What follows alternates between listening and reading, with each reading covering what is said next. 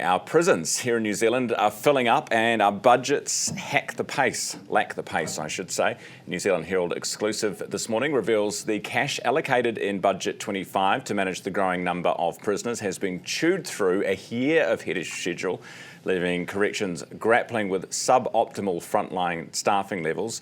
Despite this, Mark Mitchell says there's no looming crisis. He was on Early Edition this morning saying that. Floyd du Plessis is Corrections Association President. Good morning. Good morning, Ryan. Floyd, what do you make of that? No crisis, no looming crisis. Is that fair? Unfortunately not.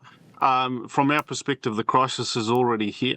What we're seeing at the moment is extremely high numbers of staff assaults. The tension within the prisons is rising, and the budget constraints is causing tension. We have situations at the moment, this very weekend, where units are running short. Prisons aren't even trying to staff the vacant shifts, and it's causing tension and violence. What happened this weekend, Floyd?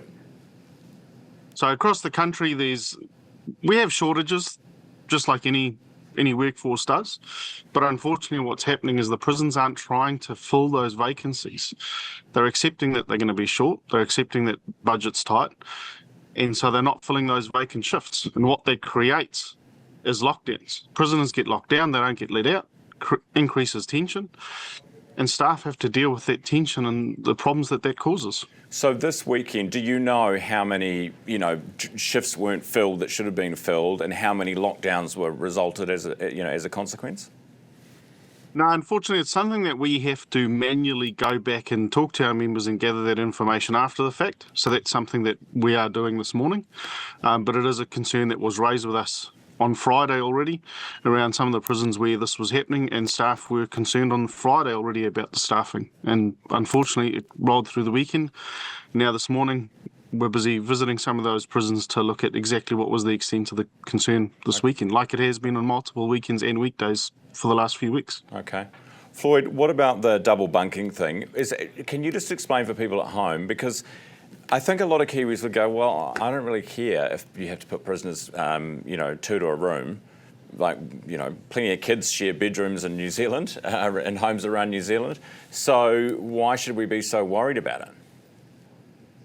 Because unfortunately what it does is it creates violence. It creates tension.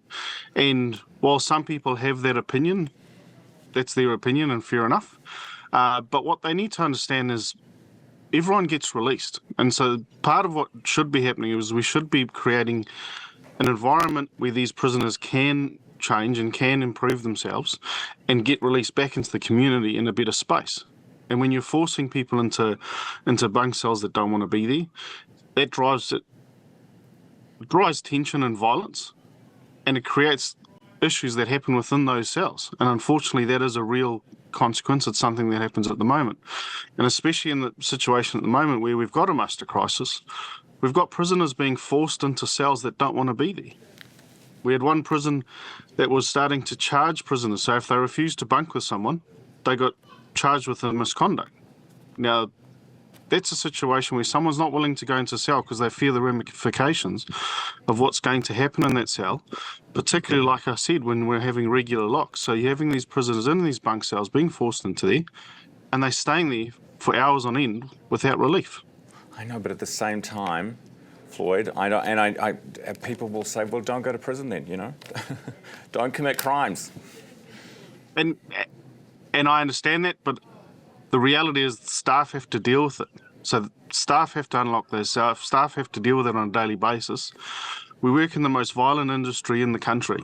We face this violence. We face these assaults on a daily basis across the country.